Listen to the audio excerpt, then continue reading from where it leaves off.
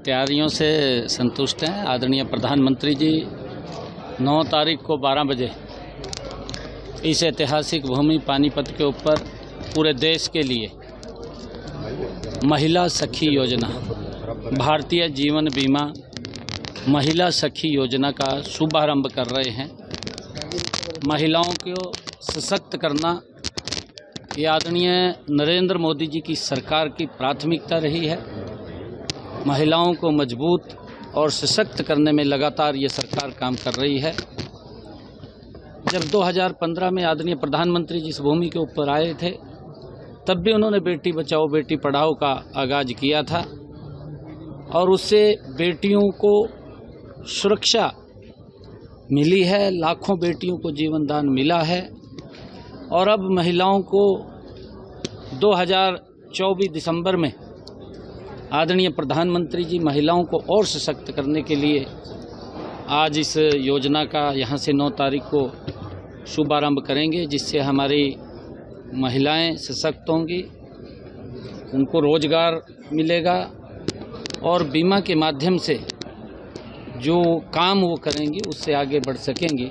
लगातार आदरणीय मोदी जी चाहे सेल्फ हेल्प ग्रुप के माध्यम से महिलाओं को सशक्त करना या उनके हित के अंदर योजना बना करके उन तक लाभ पहुंचाना आदरणीय मोदी सरकार का प्राथमिकता रही है। और मुझे ये भी खुशी है बताते हुए कि आदरणीय प्रधानमंत्री जी ने, नरेंद्र मोदी जी ने जिस प्रकार से महिलाओं को सशक्त और मजबूत करते हुए लंबे समय से जो नारी शक्ति वंदन बिल जो पेंडिंग था, कांग्रेस जिसके ऊपर राजनीति करती रही है, परंतु मोदी जी ने आकर के उसको पास किया है ताकि हमारी बहनें इस देश के विकास में और सशक्त हो करके अपनी भूमिका अदा कर सकें। आदरणीय प्रधानमंत्री जी 9 तारीख को आ रहे हैं और यहाँ व्यवस्थाओं का हमने पूरा जायजा लिया है। व्यवस्थाएं चाक चौबंद पूरा एकदम सभी ठीक हैं और आदरणीय प्रधानमंत्री जी का जोरदार स्वागत हम यहाँ पर करेंगे, क्योंकि पूरे देश के लिए आदरणीय नरेंद्र मोदी जी जो भारतीय जीवन बीमा द्वारा सखी योजना का शुभारंभ कर रहे हैं, हरियाणा के लिए बड़े गर्व की बात है कि इस भूमि से पूरे देश की महिलाओं को लिए एक योजना लॉन्च हो रही है, बड़ी योजना लॉन्च हो रही है। और उसके साथ साथ जीवन बीमा निगम की अन्य योजनाएं भी यहाँ से लॉन्च होंगी। कितनी महिलाएं शामिल होंगी सर? देखिए लाखों की संख्या में यहाँ पर महिलाएं आएंगी। एक बड़ा जोश उत्साह महिलाओं के अंदर है। हरियाणा प्रदेश के और हमारे इस क्षेत्र से बड़ी संख्या में बहनें इस कार्यक्रम में शामिल होंगी। किसानों ने एक दिन का अल्टीमेटम दिया है, आज का एक दिन का बोला था, उस पर सरकार क्या कोई बातचीत का न्योता देगी? कुछ पॉजिटिव होने जा रहे हैं? देखिए, क्योंकि किसानों के लिए मोदी की सरकार निरंतर मजबूती से काम कर रही है। कुछ राजनीतिक दल किसानों के नाम के ऊपर अपनी राजनीतिक रोटियां सेकने का काम कर रहे हैं। कांग्रेस उसका उदाहरण है। वो राजनीतिक रोटियां तो सेकते हैं, परंतु उनके हित के लिए उन्होंने कोई काम नहीं किया। मोदी जी ने अपने 10 वर्षों के कार्यकाल में मजबूती से और गति से किसानों के हित में फैसले भी लिए हैं और किसानों को सशक्त भी किया है, मजबूत भी किया है और उन तक लाभ भी पहुंचाया है।